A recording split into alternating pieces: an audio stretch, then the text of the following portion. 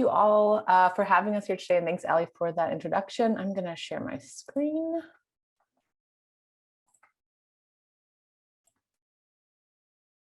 How's that looking? Yeah, looks thumbs good. Up. Excellent. Okay, so thank you all for having us here today. So this is a project that Johanna and I have been working on with some undergraduate research assistants from UC Davis for the past couple of years. And I want to also take a moment to thank the Policy Institute for providing the funding that supported those researchers, especially in this past year. You'll see that the title of this talk has changed slightly, mostly as a reflection of where we are in the current research process. But the original title with its focus on equity does signal where we're hoping to take it, as we'll explain in the presentation. So the project that we're going to be talking about is an effort to create a data set of every utility scale facility in the United States that contributes to any of the 30 binding US state level renewable portfolio standards currently in place. And when I say utility scale in this case, I'm talking about 1 megawatt and greater energy facilities. So just a little overview. We'll be sharing some of our motivations for creating the data set in the first place, and then Johanna will provide an overview of the methodology for assembling the data set that we're sharing today. We're also hoping to carve out some time at the end specifically for feedback. We have some prompts for you all, areas that we're thinking through and would love your feedback and guidance on. Yeah, in terms of getting it in front of policymakers, and also just logistics of sharing and hosting the data set. So RPSs, as many of you may already know, renewable portfolio standards, or RPSs, are policies that require certain electricity providers to provision specified amounts of renewable energy over a particular period of time. And while a Biden administration will probably advance a renewable energy agenda, it may also be hamstrung by a divided Congress, leaving the momentum to combat climate change primarily in states' hands. So state RPSs are therefore one of the most influential policies right now for encouraging renewable energy development in the US. Binding RPSs, those highlighted in blue, have been adopted by 30 states to date and account for approximately half of the nation's renewable energy growth. US state RPSs also stipulate with considerable freedom what types of energy resources are eligible. So this is where our focus really lies in this work. Or even mandate how much each type of energy resource must contribute to meeting the established targets in the form of carve-outs or set-asides are the two terms for this type of mandate. So looking at the chart on the left, this chart shows that while all states with RPSs in place include some biomass, solar, and wind as eligible sources, only roughly half of the states include sources like wave, municipal solid waste, or ocean thermal, and very few, those at the bottom highlighted in blue, include energy sources like coal mine methane, solar pool heating, or synthetic gas as eligible renewable energy sources. And the table on the right draws on data from the state database of state incentives for renewables and efficiency to provide an overview of which energy sources are considered eligible in each state. So I know it's a little bit hard to see, but the bottom line is that those energy sources on the bottom of that chart are adopted by more states than those energy sources at the top. So given this wide range of energy sources that are classified as renewable among states, one of our motivations for putting together this geocoded data set of RPS facilities is to better understand who is impacted by controversial renewable energy projects. And some of the dirty renewables that we're interested in, for example, include facilities that combust waste products like waste coal, which is eligible in Pennsylvania, municipal solid waste, which, like I said before, is eligible in about half of US binding RPSs. Example here is Maryland, I'm providing, and livestock manure, which actually has its own carve out in North Carolina. So each of these have documented environmental equity and public health implications. There are also these particularly controversial multi-fuel facilities that can burn oil and gas, for example, alongside fuels that are eligible to contribute to state RPSs, such as landfill gas. So this image here is of the Edgemoor facility, which is in Wilmington, Delaware. It's a large facility, 725 megawatts, that according to its owner is a natural gas and oil fueled power plant. But Edgemoor, despite being labeled by its owners as oil and gas fueled, is eligible as a renewable energy facility, in fact, in New Jersey, Maryland, Delaware, and Virginia's RPS policies, ostensibly because it can burn landfill gas. But if you look at the EIA reports, Edgemoor hasn't actually burned landfill gas since 2013. So there are a lot of problems with the situation, obviously. First, some of the facilities included in the RPSs are masquerading as renewable, when in fact, even their owners and operators acknowledge they run on fossils. Second, these dirty renewables are polluting and contributing to climate change, undermining the climate change mitigation goals they portend to be addressing. And third, dirty renewables, especially those based on combustion technologies, have a long history of contributing to environmental injustice and health disparities. And lastly, these facilities owners and operators can profit off of their dubious renewable status by accessing different incentives, including prioritized grid access, direct subsidies, and other types of preferential market treatment.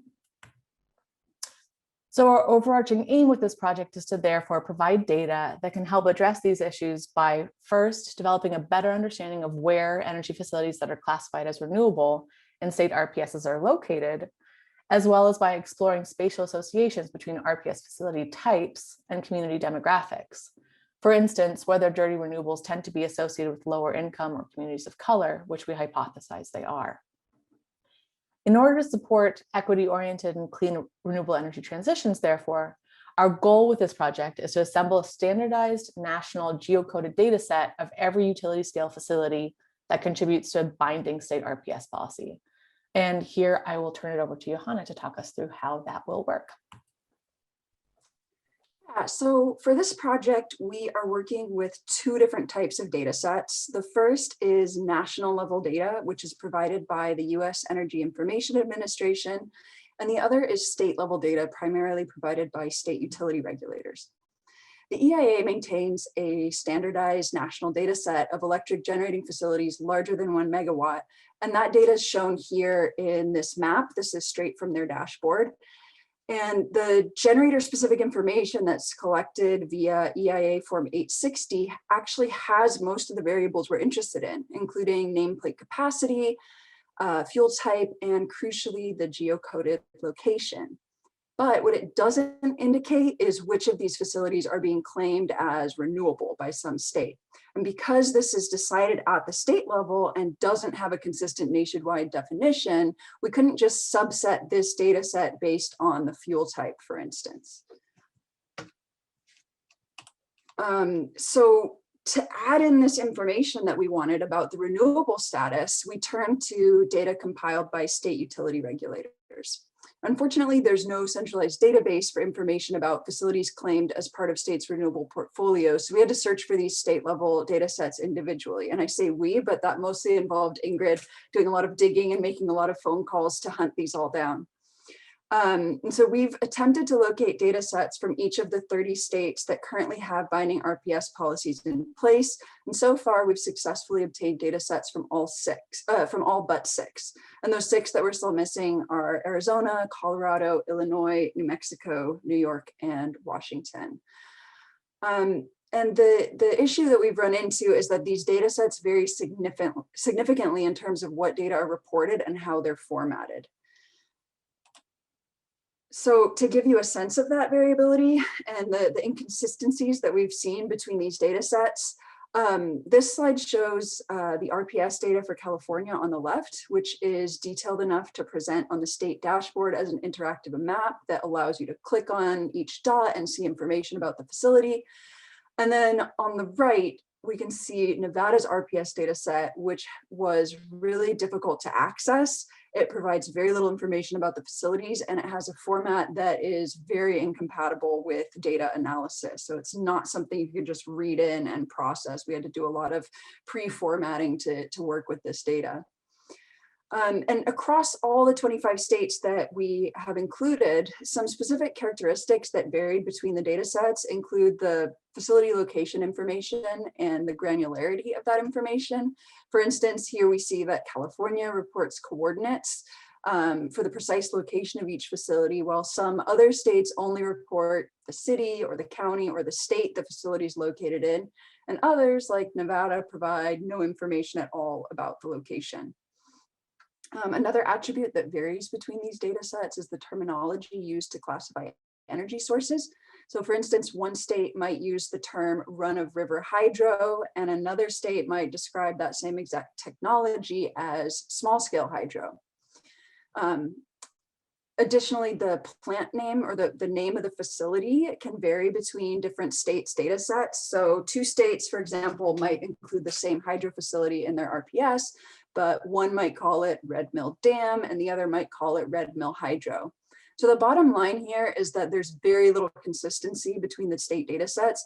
So in order to create a standardized national data set, we really needed that EIA data.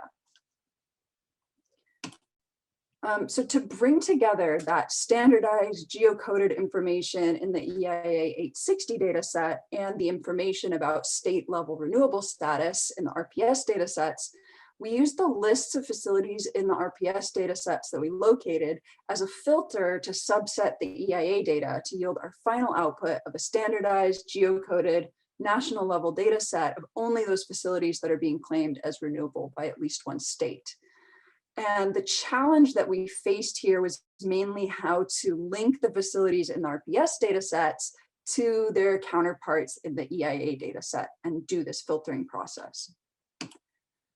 So between the 25 state RPS data sets we found, there were 12,734 facilities to match to 10,980 EIA facilities. So matching each facility one by one would have been extremely time consuming and difficult to document. On the other hand, automatically matching the data sets was challenging or impossible because there's no standard common identifier linking a facility in a state data set to its counterpart in the national data set. Most states don't include the EIA plant code, which is a unique ID for each of the utility scale facilities in the EIA data set. And then also the names of the facilities often don't match between the state data sets or with the national data set. Even when referring to the same facility, which makes it really difficult to automatically filter the EIA data set based on the name alone. So our solution here was to use a text matching algorithm to match RPS facilities to their EIA counterparts based on the facility name and the state location when available. We found that more specific information about the location or the nameplate capacity was so inconsistent that we couldn't really use it. And so this algorithm balances the risk of, on the one hand, being too strict and missing matches when the facility names are slightly different. So if there's a misspelling or a slight variation, but on the other hand, being too broad and returning false matches based on generic words in the facility name. So you can imagine that a lot of generating facilities have words like hydro or power or station. And those types of words can generate false matches if we make the algorithm too broad in its selection process. So because of the inconsistencies in the names and the general messiness of this data, the algorithm, which was based on the facility name alone, did not return perfect matches for all the facilities. So the output of the algorithm, we divided it into sort of three categories. The first of those is if there was a unique match, meaning the algorithm returned exactly one EIA facility that was the best match for the RPS facility in question. The second possibility would be that there are several possible matches. So maybe the algorithm returns several facilities that seem like they could be a match. And then finally, some facilities return no matches. And that would mean either that the algorithm didn't find any matches at all, or that it found so many possible matches that they just weren't useful. And so in the case of the unique matches, we put those through a quality check. So we didn't just blindly accept the algorithm matches. There are still some false matches there. So we did some quality check on that. And then in the case of there being either several possible matches to choose between or no matches, we entered what was by far the most time-consuming phase of this project, where we did detailed research into these individual facilities listed in the state RPS data sets to identify that matching facility in the EIA data set. And so to give you a sort of more concrete example of this process, we can take a look at Stanton Solar Farm in Missouri. So at the top of this slide, we see a screenshot of the information provided in Missouri's RPS data set. So the variables they provide are the name, the certification date, the location, the applicant name, and the nameplate capacity. And so in this case, the text matching algorithm, which remember it's doing it pretty much only based on the name of the facility, it did not return a unique match because the EIA name for this same facility is not Stanton Solar Farm, but Curtis H. Stanton Energy Center, which you can see in that second screenshot, which is the information we have from the EIA data set. There's a bunch more variables in the EIA data set that are cut off there, but an important one that you can see here also is the plant code. So right next to the plant name, there's a plant code. And that would be a really convenient way to automatically link these facilities if Missouri reported this code in their RPS data set. But because they don't, we ended up having to do a little extra work to match this. So in this case, the information provided in the RPS data set, you know, the name, the certification date, et cetera, was not enough to find a definitive match in the EIA data set. So we had to do some additional digging online. And the final screenshot here shows the notes of one of our wonderful undergrad researchers who found some information online to identify the best EIA match. And so this is, you know, what the scenario where we really just had to dig into the facility because there wasn't enough information in our data sets to do it automatically. Okay, so this is still a work in progress, but we're getting close to wrapping up. So we wanted to give you a little window into where we're headed. And this is just a screenshot of our sort of preliminary output. And it shows a map of solar, wind, and hydro facilities claimed as renewable by Maryland's Renewable Portfolio Standard. So we have sort of two goals with this project. The first is to be able to share this information publicly. And so to that end, we want to create an interactive map with selectable layers that can be subsetted by the state. So which state is claiming it as a renewable facility, and then also by the energy type. So if you wanted to look at solar across the whole country, which states are claiming them. In addition to that data sharing goal, we also want to do some analysis with this data. And our next steps, once we have the data set completed, involve trying to combine this data set of renewable facility locations with geocoded demographic census data for equity analyses. And so looking at, you know, are there associations between different energy types, or, you know, which states are claiming the facilities and the demographics of the communities where these are located. So that's a glimpse into where we're going. And so far, the difficulties that we ran into trying to put together this data set inspired us to write a policy brief with support from the Policy Institute, I will add, and an op-ed in Utility Dive, trying to get states to at minimum include EIA plant codes in their RPS reporting practices, but also urging them to adopt data science best practices like keeping only one type of data in each column, as well as provide location information of some kind, preferably that long. And again, the goal here is that it would allow us to quickly harmonize state data sets, both with each other and with federal data sets, and crucially facilitate policy relevant geospatial analysis of the equity dimensions of energy facilities that are classified as renewable. And while the op-ed garnered some encouraging support from NGOs like Public Citizen who are interested in data transparency, we really welcome any advice you might have on how to try to further our case with state regulators. And here's where I will post the areas in which we are particularly welcoming feedback. First, strategies for making our case with state regulators, as I just mentioned. What would be a useful way to present the national data set we're producing? Johanna mentioned the dashboard. Other ideas or experiences that folks have with putting together something like that. Who should we be sharing the national data set with for maximum impact, for equitable transitions, and best practices in terms of strategies for approaching these audiences? So I will wrap up there and we'll save the last 5 minutes for questions and feedback.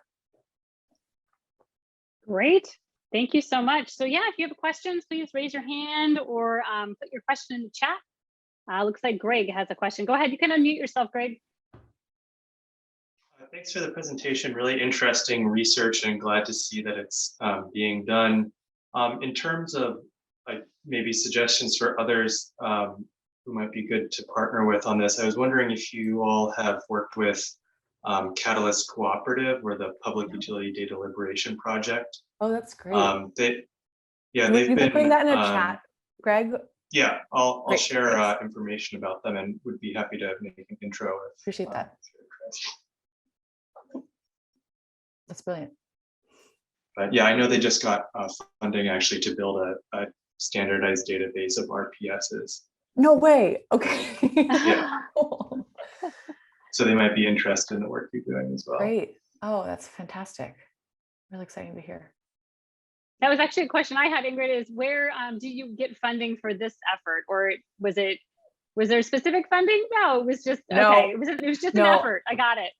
Johanna and I are inspired. I mean, Policy Institute supported the undergraduate research, which, you know, we had, I think at one point we had 6 undergraduate researchers doing a lot of the footwork for doing those manual matches, and we could not have done it without that funding. So that was, my postdoc allows for some time. So, but we are totally self-funded. Very interesting. No, it's really cool. Mapping projects, there's huge effort. And then would you be integrating, like you showed the EIA data and how, you know, one facility was claiming that it burned a certain thing, but it wasn't.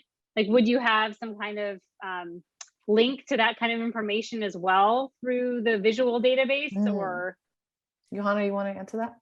Well, the really cool thing is that the EIA has a bunch of different data sets. So for our matching, we've been using EIA 860, but they have a bunch of different ways of formatting it. And once we've linked to that EIA plant code, they are really good about standardizing things. So we could then link it up to any of the other information that they collect. And even within the 860 form, I was looking at it, and they have some pretty detailed information that they ask these operators. So I think, yeah, I mean, we're interested in doing some of this equity mapping, but I think, you know, once we have the data set set up, there's a lot of different directions you could take it in based on, you know, all the information that you have available there.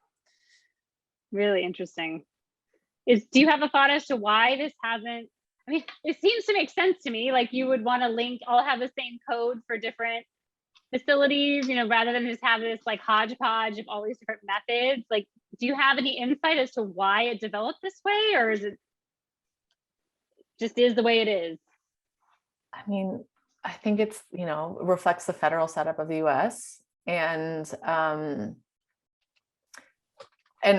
we actually gave this presentation yesterday as well. And and the same question was raised. And I think where we landed was it's just a funding issue, that public agencies lack funding to do, you know, very detailed, robust reporting. And I think that was kind of the answer that we felt resonated most, but we don't know. Yeah, and I think also just in terms of like the way that the databases are set up, it kind of it's informative as to like who's been setting them up. So in California, I think there's a lot of pressure for data to be made public and accessible and easily usable. And so their data set is really nice. It has all this great information. They have like an interactive map already set up. And then, you know, looking at that Nevada data set, like that was clearly created by someone who has not done a lot of data analysis. They set it up in a way that's like nice for your PDF report to, you know, your boss, but is extremely frustrating to try to import into some sort of data analysis software and actually do anything with it. So I think that's probably part of it also, just like who's working on it and what are the demands like in that area in terms of data accessibility. Yeah. Great. Other questions? I see Greg put the link there for you guys. Thank you. That's great. Other questions for Ingrid and Johanna?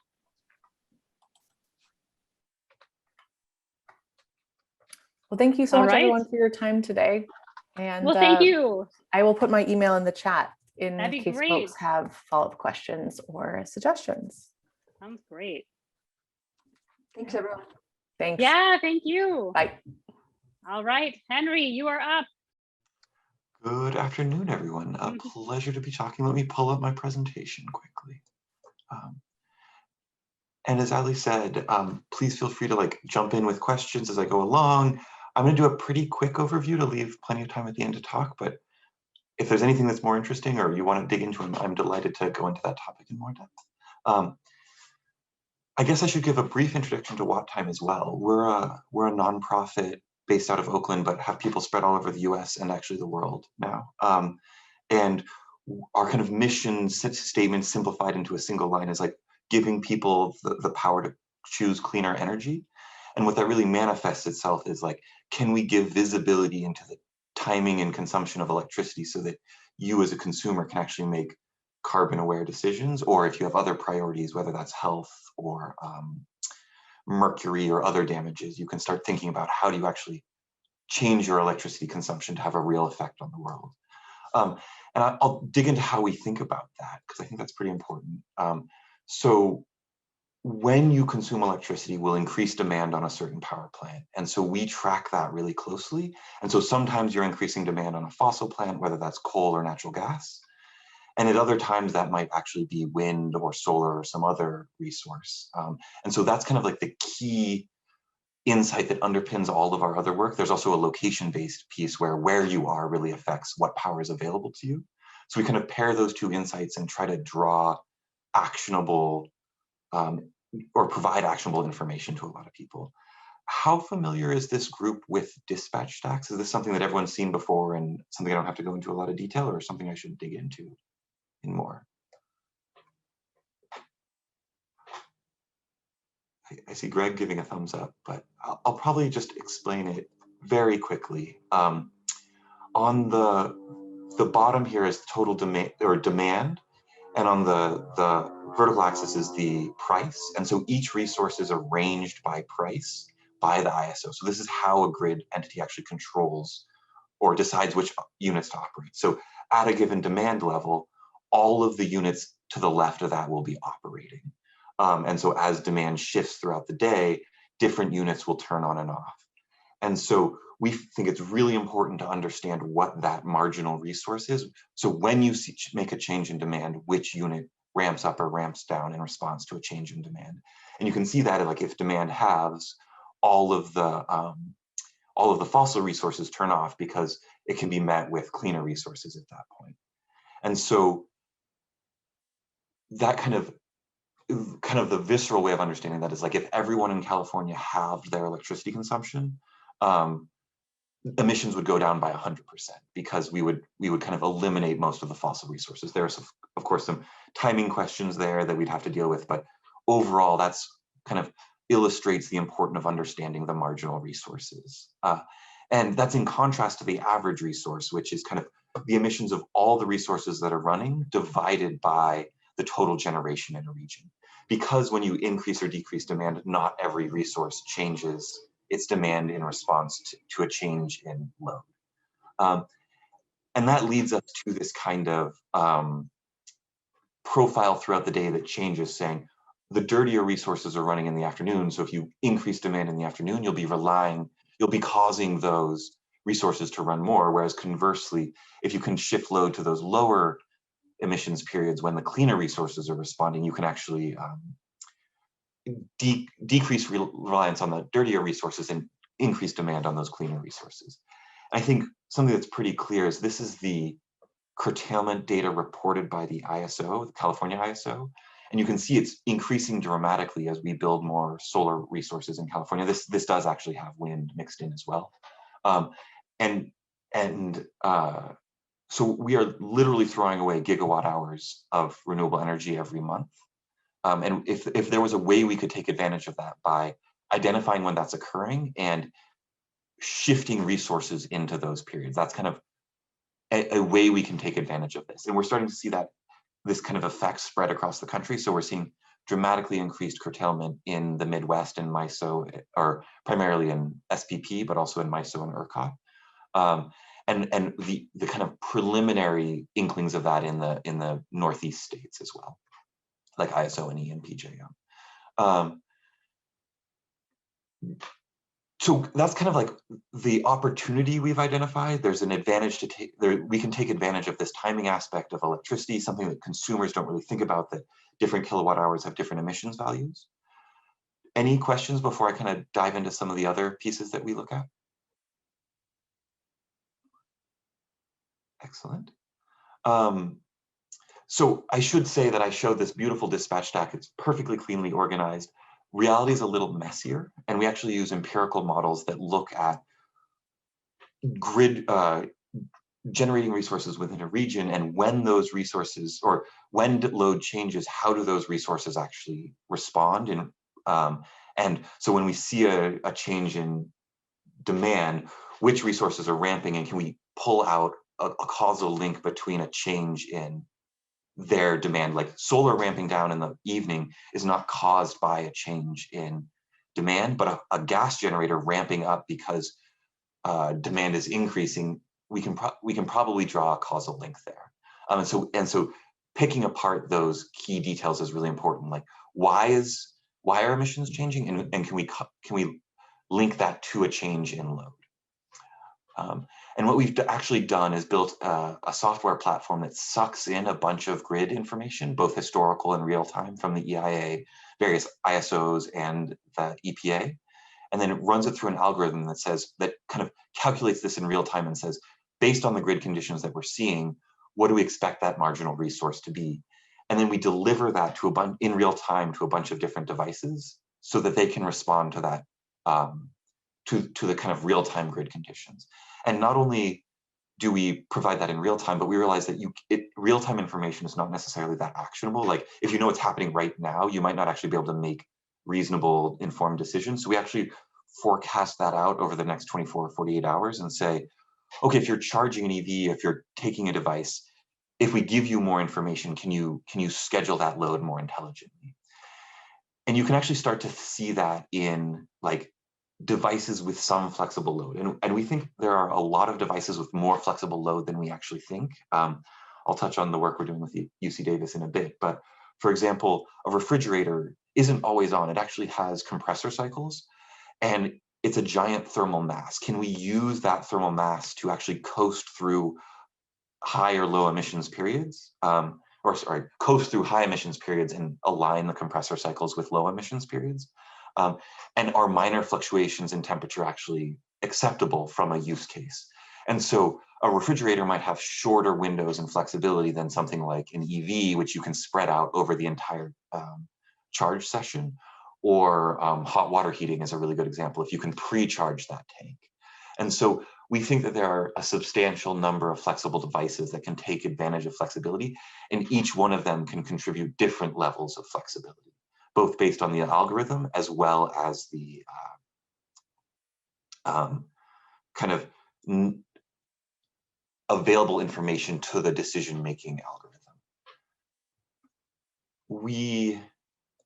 We also kind of see this connection to pricing, and I'm talking primarily about retail pricing. So in California, we're moving dramatically towards TOU, but there's still a lot of undifferentiated periods within a TOU window. And if you actually look at the marginal emissions within a day, it varies much more significantly than a kind of standard TOU rate or even a flat utility rate would indicate. And so if you take carbon as a input to an optimization for a device, it begins to differentiate those windows more significantly.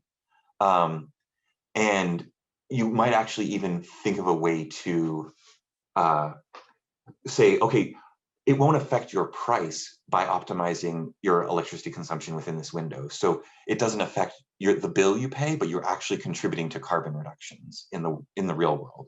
And so allowing consumers to make that choice is part of why WattTime exists. So is there a way we can bring this information to them, automatically integrate it into their devices, and give people the choice to say, yes, I would like to take advantage of this, even though I don't have a financial incentive to reduce those emissions. And we actually see this, I've started to call it slop in the system between like simplified signals and like the granular information that we are able to act on. And that's not only true for residential, but it can actually be seen in commercial rates as well. So this is a somewhat confusing chart, but the dark line is a building before a battery is installed, and then the red line is now that the battery has been installed, what does the new profile look like? And then you have on the left is without emissions aware control, and on the right you have with emissions co-optimization. And you'll notice that the behavior of the battery still is pursuing the revenue-based goals, which are really around reducing demand in the high demand charge window. But instead of recharging immediately to be available to shave those demand charges, the recharge is actually more intelligently scheduled into those low emissions periods instead of being in the higher emissions periods. And that leads to kind of achieving both goals of the program, which is cost reductions for the customer, as well as emissions reductions of the kind of incentive program. And you can see similar behavior in an EV where traditionally you come home, you plug in your EV and it starts charging right away if you don't have any smart controls built in. But you really don't need that EV right away. And you have until, let's say, 8 a.m. the next day. You can use that forecast, you can use that real-time information to say, okay, there are some constraints on our charging behavior, but we're still gonna pick those cleanest times as much as possible. And this is a real charging session from one of our partners, where the baseline or the kind of counterfactual here is what we think would have happened had they not used these controls. And you can see a pretty significant emissions benefit by shifting out of that evening peak and still not actually being constrained to that traditional tier use rate structure.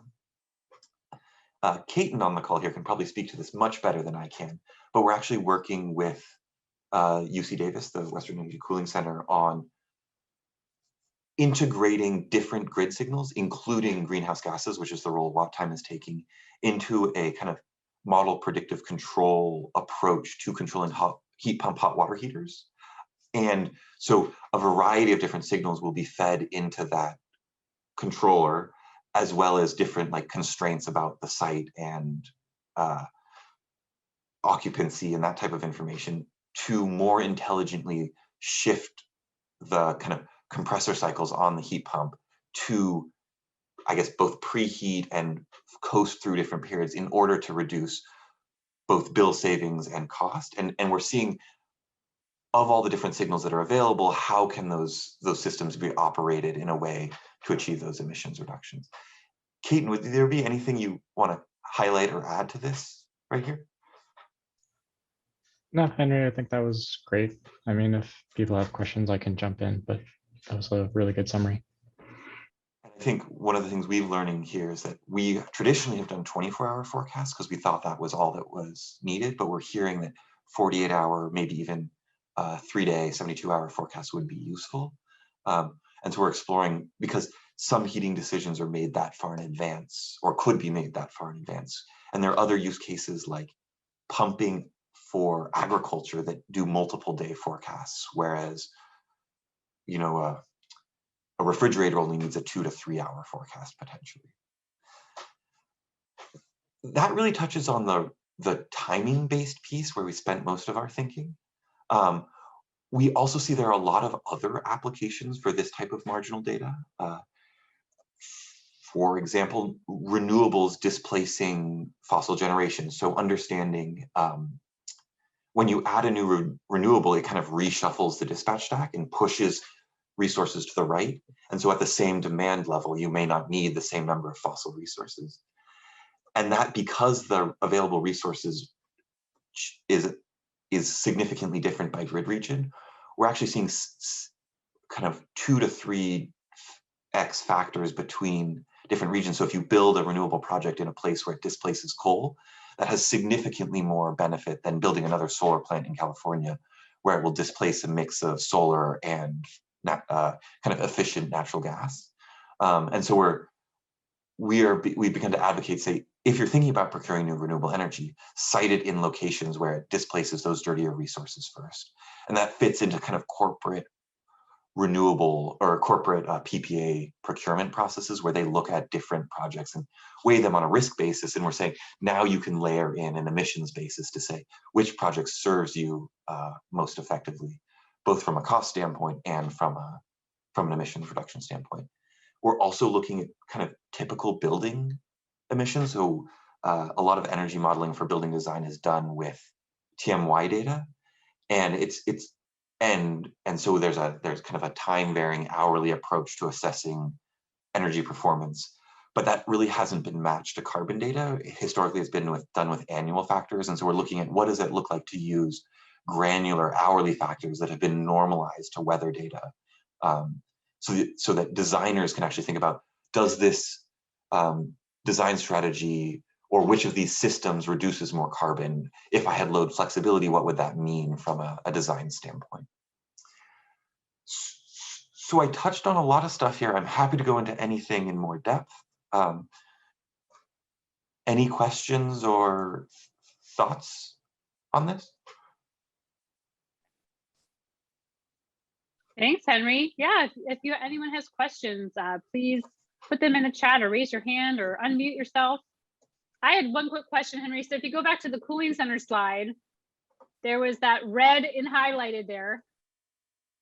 You envisioning this being like the controls aspect of it, you envision it being kind of like, it's like a smart thermostat. It's like pretty easy to program and maintain and things like that.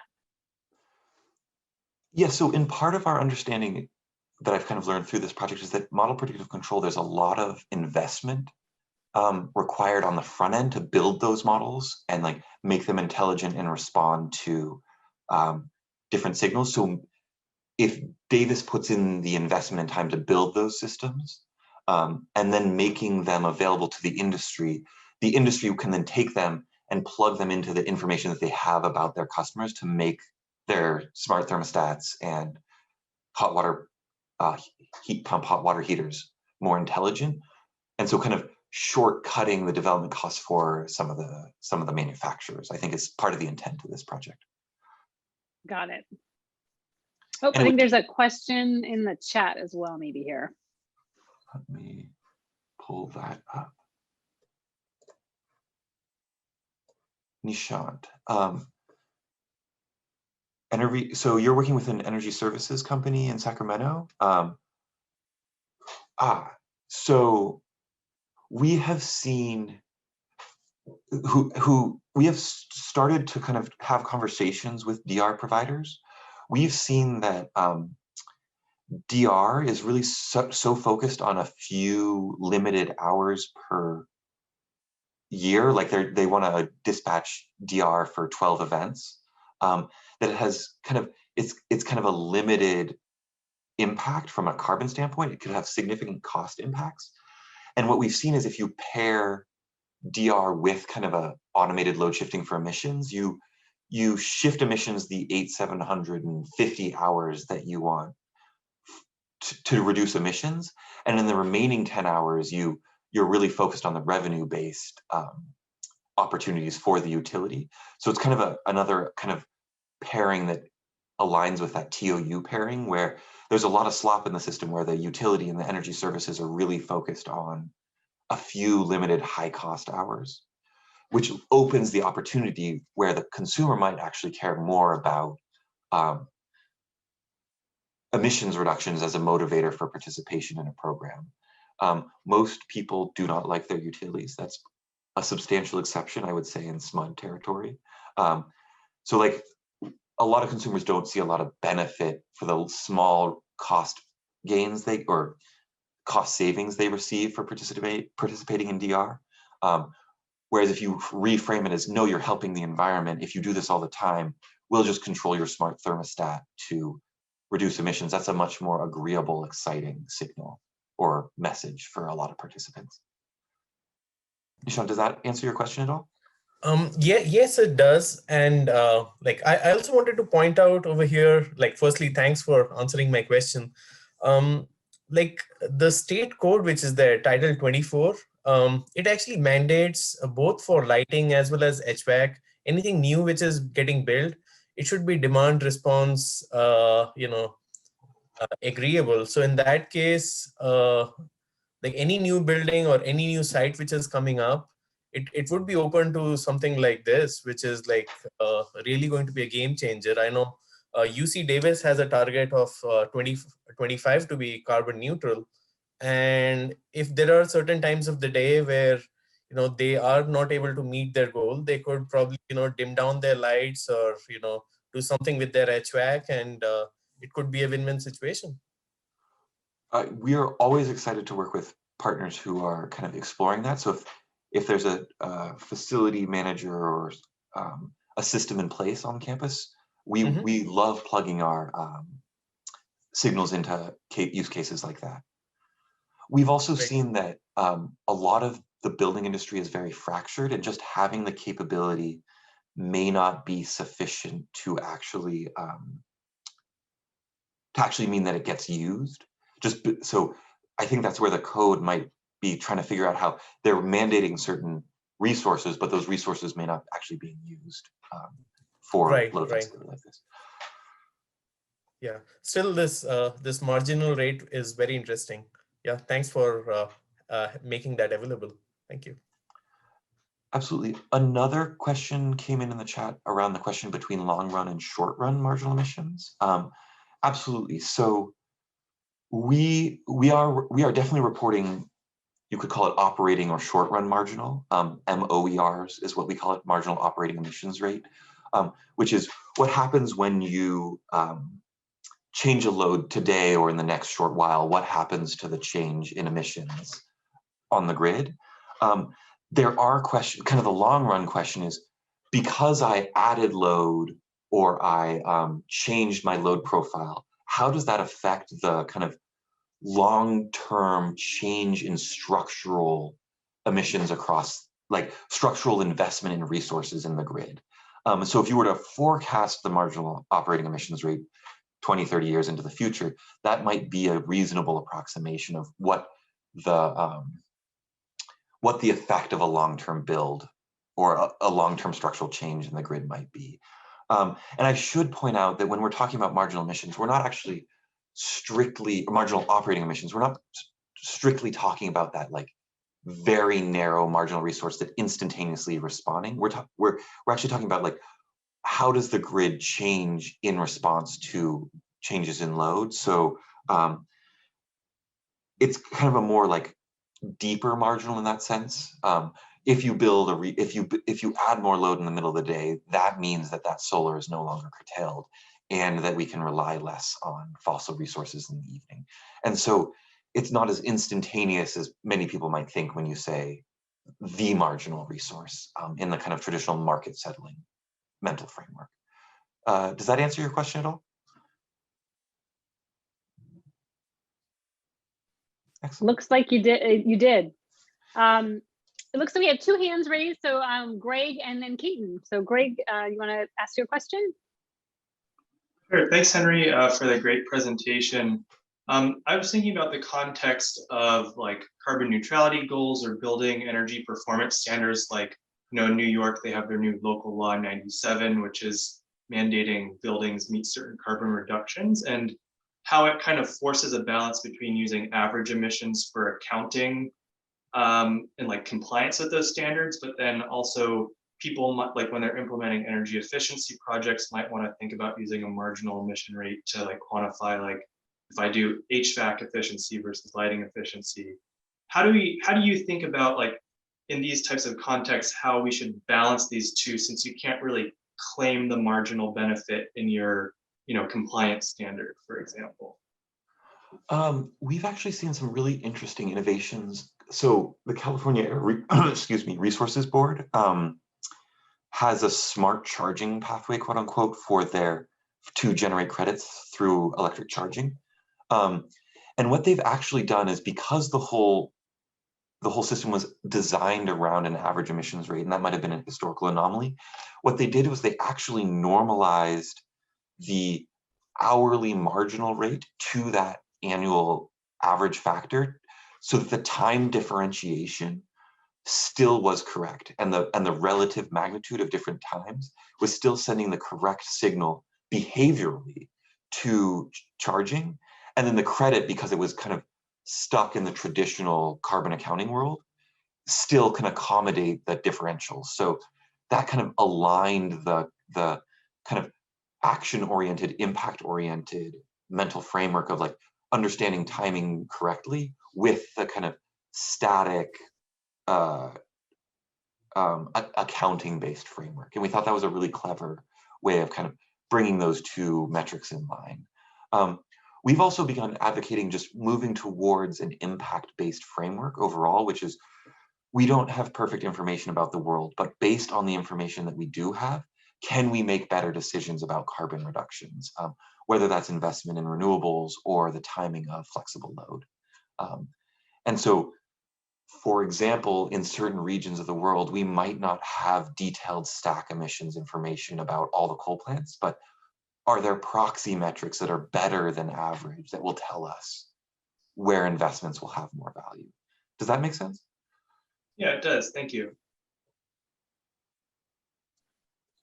Great, Caden, you're up. Policy stuff. Go ahead. Policy. We've done a lot of thinking about policy and like how do we reconcile these different issues, and so I love digging into that.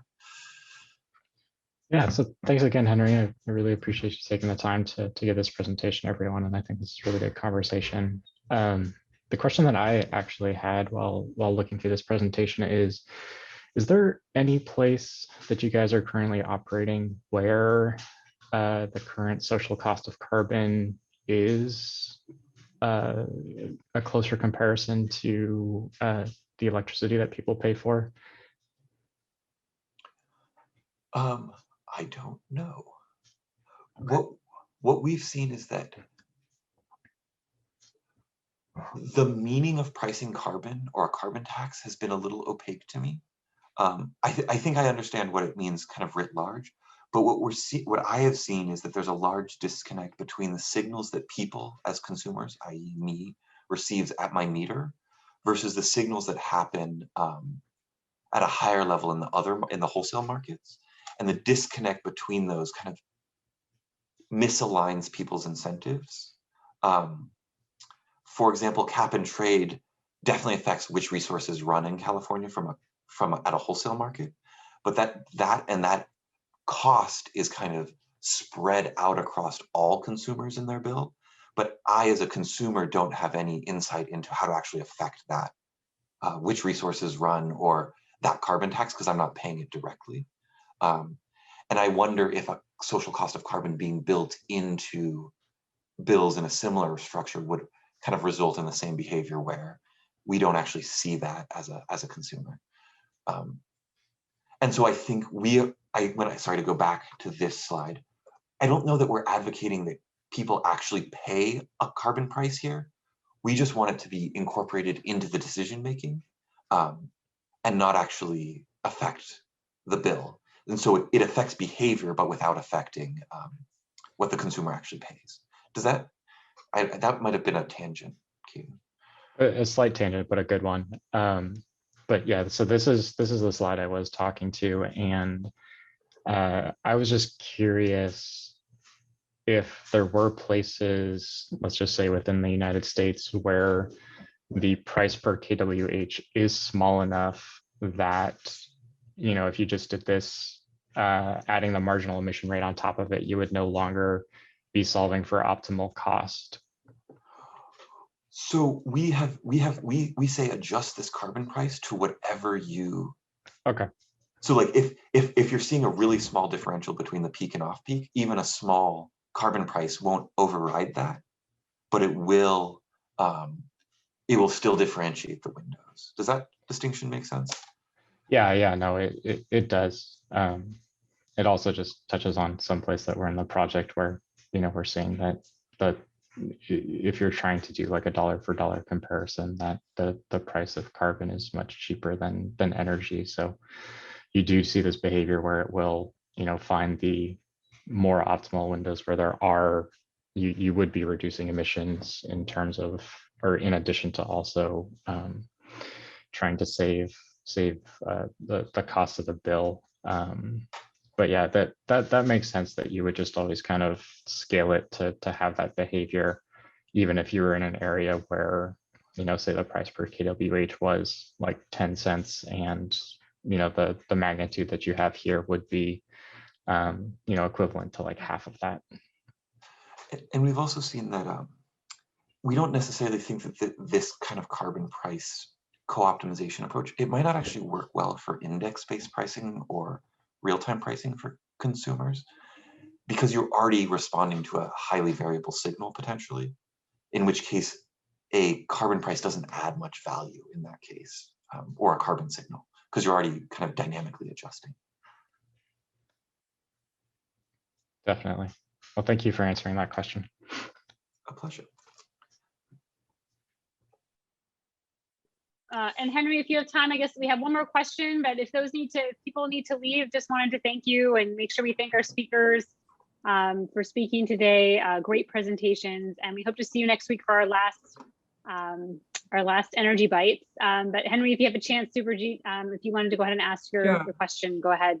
Yeah. Thanks, Henry, for the presentation. It's very clear how things are adding up. But I am guessing that it's not that easy to put together all these emissions like from so many different sources, and it's it's putting it all together and like predicting it is definitely a very intricate task. So I was like, do you have a sense of how much uncertainty or the range of how do I put it, like between actual and the prediction, or actual and the WattTime reported emission values? Do you have an idea of the range? That's a very good question. So it's a very complex process, and we have a whole research team, I think 10 or 12 strong, who are focused on this. And I would say that one of the key, so we're very careful to use empirical methods, which are looking at actual data outputs from the system. We're not using like an assumption-driven model that says, given a price, what do we think is operating? And I would also say that our approach is very conservative, kind of a lot of the conservative, like if you're thinking about load shifting, a lot of the conservative aspects of it are built in, where we're saying, based on the evidence that we see and the differential we're seeing between these high and low periods, we're probably underestimating the actual potential. And so, sorry about that. And it's really hard, like there's no yardstick publicly available to kind of measure against in the world at this point, because a lot of the ISOs aren't even publishing this data. And even if they were to, we're kind of measuring something different. They might be indicating the market settling unit. And we're much more interested in like, based on a structural shift, like if you are to shift your load from this time to this time, does that affect the kind of overall resources that are responding to that? And that might not be captured in the exact marginal unit. But I should say that the kind of methodologies we use are heavily peer reviewed. And it actually on our website under the, I can't remember which section it is, but it should be pretty clear. There are a couple academic papers. Ines Azevedo now out of Stanford, previously Carnegie Mellon, and Zivin Kocher-Mansur, as well as, I can't remember the paper that Gavin McCormick worked on. But those three papers kind of lay out this causal-based approach in kind of much more detail than I can probably get into and honestly fully understand myself. Okay, yeah, that's good to know. It's on the conservative side, so like there is more room there, more potential there. Yeah, thanks. And I think as we refine our models, we'll be able to better detect more confidently that variation.